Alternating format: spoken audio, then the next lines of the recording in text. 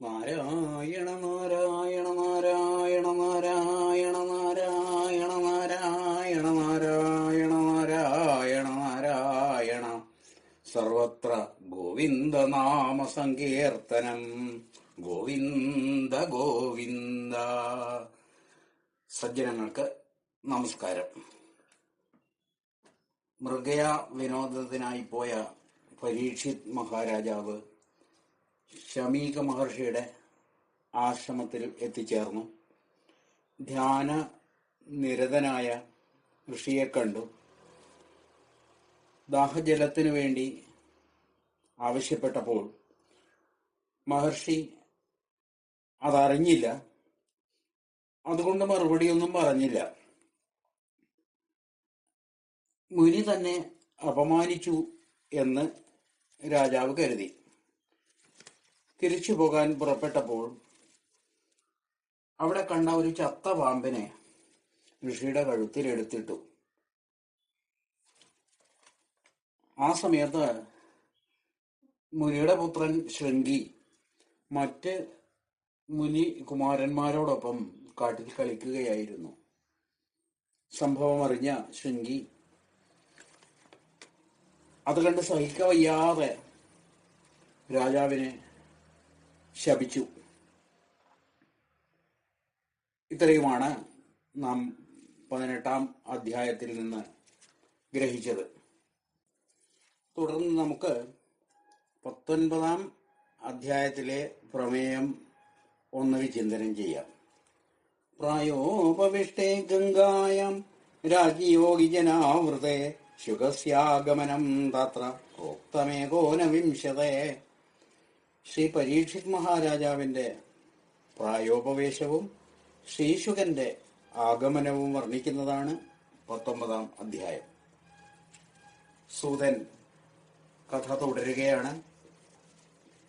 മഹീപതിസ്തഥ തത്കർമ്മഗർഹ്യം വിചിന്തയൻ ആത്മകൃതം സുദുർമന ഓ മയാ നീചമനാര്യവൽകൃതം നിരാഗസി ബ്രഹ്മണി ഗൂഢതേജസി. രാജാവ് താൻ ചെയ്ത ആ കൊള്ളരുതാത്ത പ്രവൃത്തിയെക്കുറിച്ച് ആലോചിച്ച് വല്ലാതെ ദുഃഖിച്ചു. അത്യധികം നിഗൂഢമായ തേജസ്സാർന്ന നിരപരാധിയായ ബ്രാഹ്മണനോട് സംസ്കാരശൂന്യമായ പ്രവൃത്തി ചെയ്തതിനെക്കുറിച്ച് ഓർത്ത് അതീവ ദുഃഖിതനായി.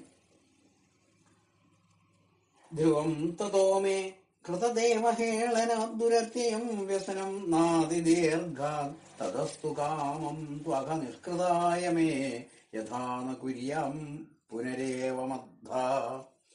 ചെയ്തുപോയ ദേവനിന്ദ നിമിത്തം തനിക്ക് ദുരന്തമായ ആപത്ത് ഉണ്ടാകും എന്ന് തീർച്ച. അതുകൊണ്ട് പ്രായശ്ചിത്തം അനിവാര്യമാണ്. വീണ്ടും ഇത്തരത്തിൽ പ്രവർത്തിക്കാത്ത വിധം എന്തും സംഭവിക്കട്ടെ.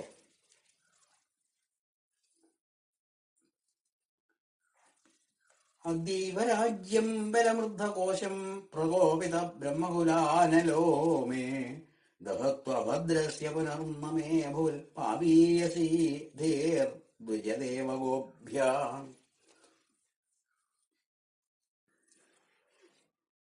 പ്രകോപിപ്പിക്കപ്പെട്ട ബ്രാഹ്മണ വംശാഗ്നി രാജ്യം, സൈന്യം, സമൃദ്ധമായ ഭണ്ഡാരം എന്നിവയെ ചുട്ടരിക്കട്ടെ.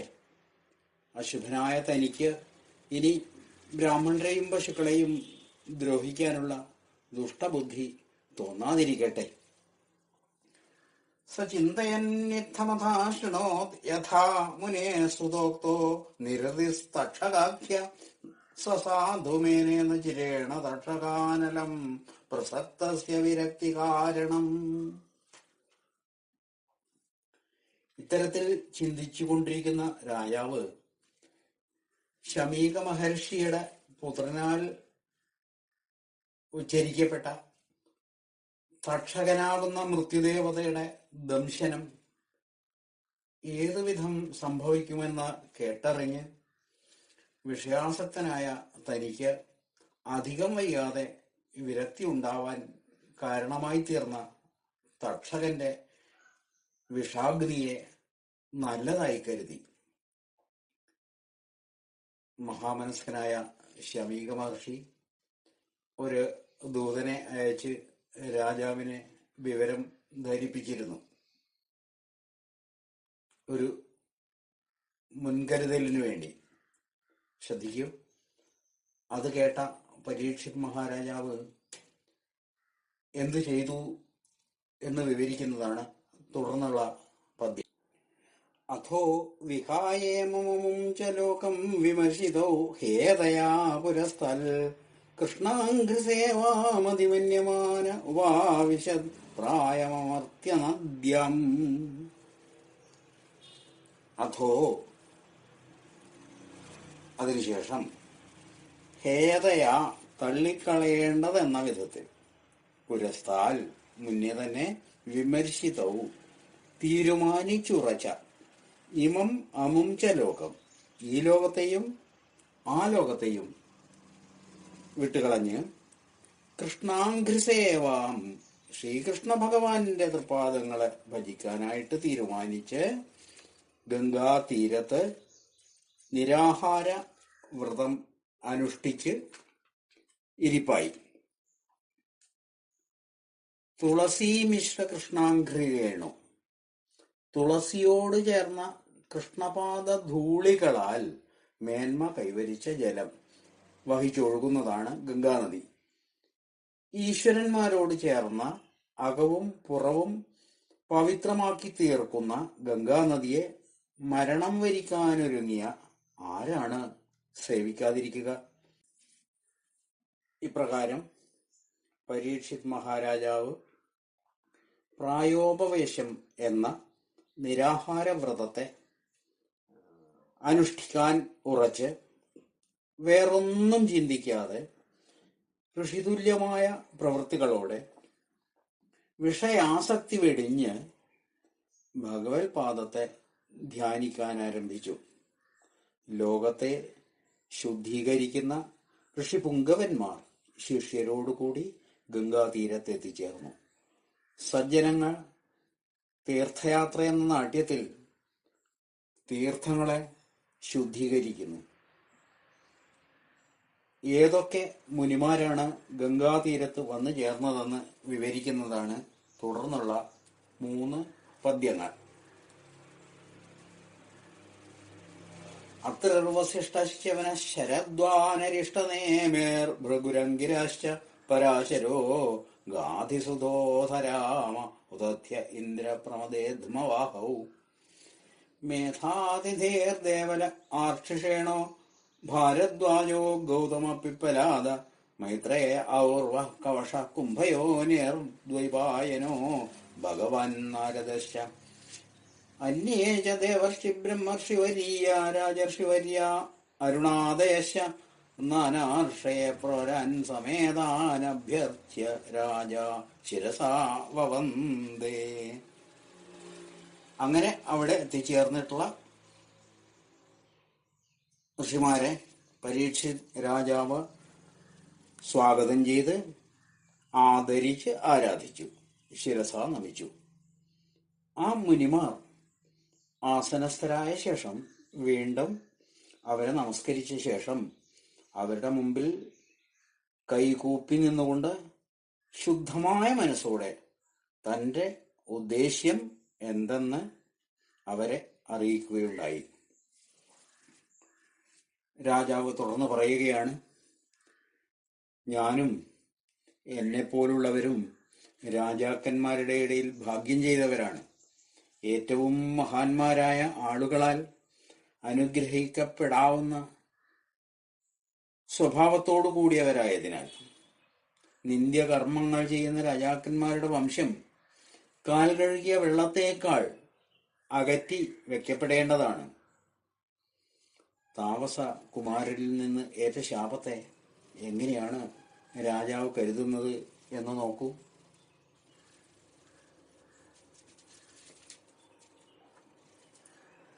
തസ്യൈവ മേഘസ്യ പരാവരേശോ വ്യാസക്തചിത്തസ്യ ഗൃഹേഷ്വഭീക്ഷ്ണം നിർവേദമൂലോ ദ്വിജശാപരൂപോ എത്ര പ്രസക്തോ ഭയമാശുധത്തെ. ഗൃഹാദി വിഷയങ്ങളിൽ ആസക്തചിത്തനായ എനിക്ക് ഉയർന്നവരുടെയും താണവരുടെയും നാഥനായ ഭഗവാൻ വിഷയ വിരക്തിക്ക് കാരണഭൂതമായ ബ്രാഹ്മണ ശാപമാകുന്ന സ്വരൂപം കൈവരിച്ച് വന്നു ചേർന്നു. ഈ ശാപം ഉള്ളതുകൊണ്ട് ഗൃഹാദി വിഷയങ്ങളിൽ ഉള്ള ആസക്തി ഇല്ലാതായിത്തീരുന്നു. ബ്രാഹ്മണരുടെ അനുഗ്രഹം മാത്രമല്ല, അവരുടെ ശാപവും ഈശ്വരാനുഗ്രഹം കൊണ്ടുണ്ടായതാണെന്നാണ് രാജാവ് കരുതുന്നത്. അതുകൊണ്ടാണ് അദ്ദേഹം പെട്ടെന്ന് തന്നെ വിരക്തനായി തീർന്നത്. ഭഗവാൻ ബ്രഹ്മശാപരൂപേണ വന്ന് അദ്ദേഹത്തെ അനുഗ്രഹിച്ചതാകാം. വിരക്തനായ തന്നെ ഈശ്വരാർപ്പിതമായ മനസ്സോടുകൂടിയവനായി വന്ന് ആശ്രയിച്ചവനായി മഹാബ്രാഹ്മണരും ഗംഗയും അറിയേണ്ടതാണെന്നും തന്നെ തക്ഷകൻ വന്ന് ദംശിച്ചോട്ടെ എന്നും ഇനിയും ഉണ്ടാകുന്ന ജന്മങ്ങളിലെല്ലാം ഭഗവത് പ്രേമം ഉണ്ടാകട്ടെ എന്നും പ്രാർത്ഥിച്ചുകൊണ്ട് രാജാവ് ഋഷിവര്യന്മാരെ നമസ്കരിച്ചു.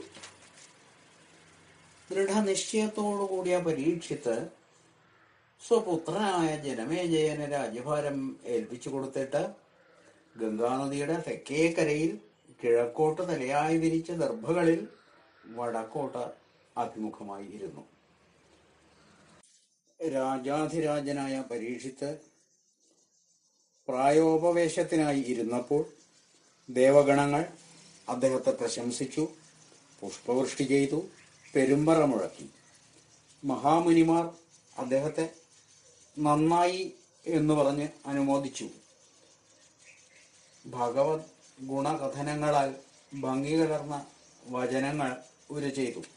ഹേ രാജർഷി ശ്രേഷ്ഠ, ഭഗവാന്റെ സാമീപ്യത്തെ ഇച്ഛിച്ചുകൊണ്ട് രാജാധികാര ചിഹ്നങ്ങളെല്ലാം ഉപേക്ഷിച്ച് ശ്രീകൃഷ്ണനെ വഴിപോലെ അനുവർത്തിക്കുന്ന അങ്ങയെപ്പോലുള്ളവർ ഈ മാർഗം അവലംബിച്ചതിൽ ഒട്ടും അത്ഭുതപ്പെടാനില്ല എന്നും മറ്റും മഹർഷിമാർ അദ്ദേഹത്തെ അഭിനന്ദിച്ചു. രാജാവിന് മുക്തി ലഭിക്കുന്നതുവരെ അദ്ദേഹത്തിന്റെ അടുത്ത് തന്നെ ഇരിക്കുവാൻ ഋഷിപുങ്കവന്മാർ തീരുമാനിച്ചു. അവർ അന്യോന്യം അക്കാര്യം പറയുന്നത് കേട്ട ശ്രീകൃഷ്ണ ഭഗവാന്റെ കഥകൾ കേൾക്കുവാനുള്ള തന്റെ ആഗ്രഹം രാജാവ് അവരെ അറിയിച്ചു. മരണത്തെ അഭിമുഖീകരിച്ച് വർത്തിക്കുന്ന ആളുകൾക്ക് അഭികാമ്യം എന്തോ അതെന്തെന്ന് പറഞ്ഞു കൊടുക്കണമെന്ന് ആവശ്യപ്പെട്ടു. ഇങ്ങനെ മഹർഷിമാരുമായി രാജാവ് സംഭാഷണം ചെയ്തുകൊണ്ടിരിക്കെ തത്ര ഭഗവാൻ വ്യാസപുത്രോ യദർച്ഛയാ ഗാമടമാനോനപേക്ഷ അലക്ഷ്യലിംഗോ നിജരാഭതുഷ്ടോ വൃതസ്ത്രീബാലൈരവധൂതവേഷ. ഒന്നിലും ആസക്തിയില്ലാത്തവനും വർണ്ണാശ്രമ ലക്ഷണങ്ങളൊന്നും കാണിക്കാത്തവനും ആത്മലാഭത്താൽ പരിതുഷ്ടനുമായ അവധൂത വേഷത്തോടുകൂടിയ ഗാം ഭൂമിയെ അടമാന ചുറ്റി നടക്കുന്നവനും സർവജ്ഞാനിയും വേദവ്യാസപുത്രനുമായ ശ്രീ ശുകൻ സ്ത്രീബാലൈ വൃത, സ്ത്രീജനങ്ങളാലും കുട്ടികളാലും ചൂഴപ്പെട്ടുകൊണ്ട് യദീർച്ഛയാ അവിടെ പ്രത്യക്ഷീഭവിച്ചു. തുടർന്ന് 28 വരെയുള്ള പദ്യങ്ങളിൽ ശ്രീ ശുക ബ്രഹ്മർഷിയുടെ രൂപം വർണ്ണിക്കുകയാണ്. അഴകാർന്ന കരചരണങ്ങൾ, കവിൾത്തടങ്ങൾ, ഭംഗിയുള്ള ദീർഘനയനങ്ങൾ, ചന്തമുള്ള പുരികക്കുടികൾ എന്നു തുടങ്ങി ശ്യാമവർണ്ണനായി എപ്പോഴും അത്യുത്തമമായ യുവാവസ്ഥയാലും ശരീരകാന്തിയാലും മനോഹര മന്ദഹാസത്താലും സ്ത്രീകൾക്ക് ചിത്താനന്ദകരമായി 16 വയസ്സ് മാത്രമുള്ള ആ ശുഗമുനിയെ അവിടെ കൂടിയ മഹർഷിമാർക്കൊക്കെ അറിയാം. അവർ താന്താങ്ങളുടെ ഇരിപ്പിടങ്ങളിൽ നിന്ന് എഴുന്നേറ്റ് അദ്ദേഹത്തെ ആദരിച്ച് സ്വീകരിച്ചു. സ വിഷ്ണുരാതോതിഥ ആഗതായ തസ്മൈ സപര്യം ശിരസാജഹാര തതോ നിവൃത്താഹ്യ ബുധാ സ്ത്രിയോർഭഗ മഹാസനേ സോപവിവേശ പൂജിത. പരീക്ഷിത് രാജാവ് അതിഥിയായി എത്തിച്ചേർന്ന അദ്ദേഹത്തിന്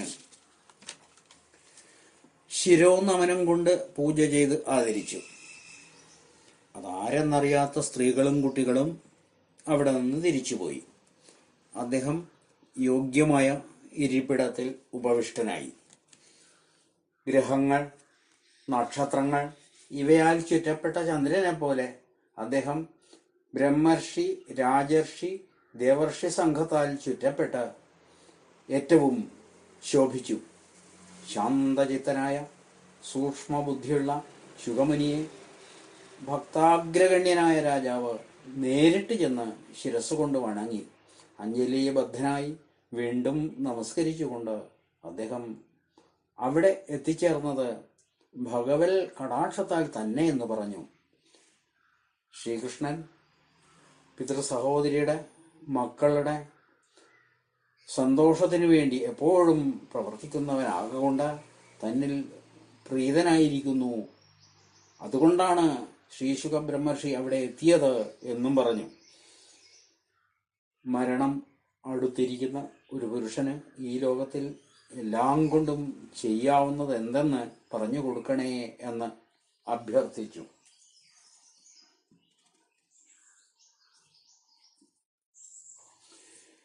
യത് ശ്രോതവ്യമഥോ ജപ്യം യത് കർത്തവ്യം നൃഭിപ്രഭോ സ്മർത്തവ്യം ഭജനീയം വാ ബ്രൂഹി യദ്വാ വിപരീയം.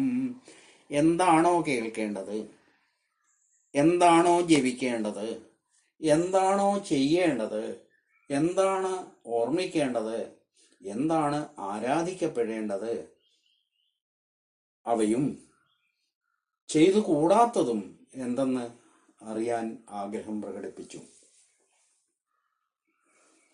നൂനം ഭഗവതോ ബ്രഹ്മൻ ഗൃഹേഷു ഗൃഹമേധിനം ന ലക്ഷ്യദേഹ്യവസ്ഥാനമപി ഗോദോഹനം ക്വചിത്. ശ്രീശുക ബ്രഹ്മർഷി ഒരിടത്തും അധിക സമയം ഇരിക്കുകയില്ല.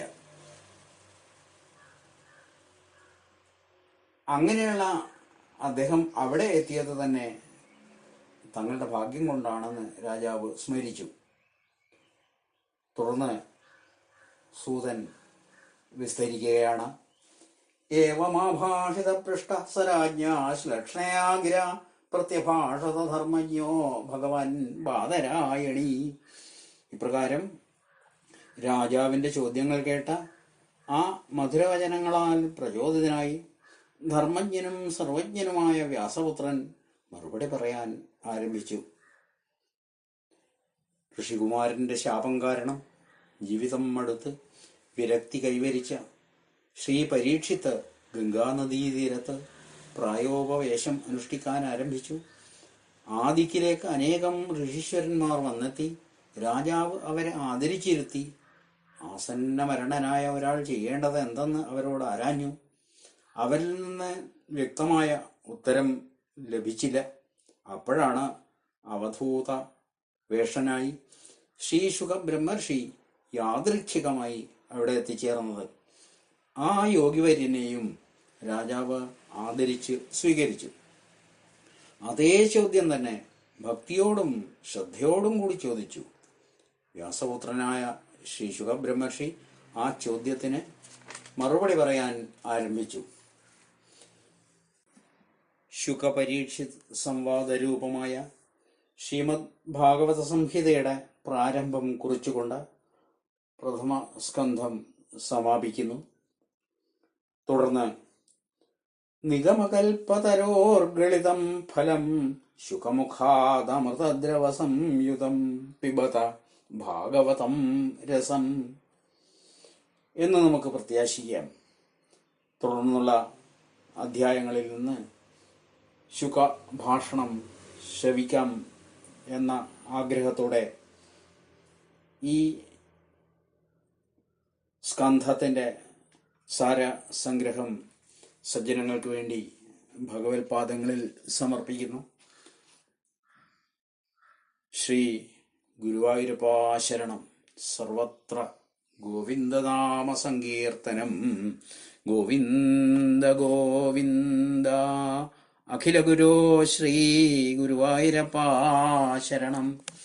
അഖില ഗുരോ ശ്രീ ഗുരുവായൂരപ്പാ ശരണം.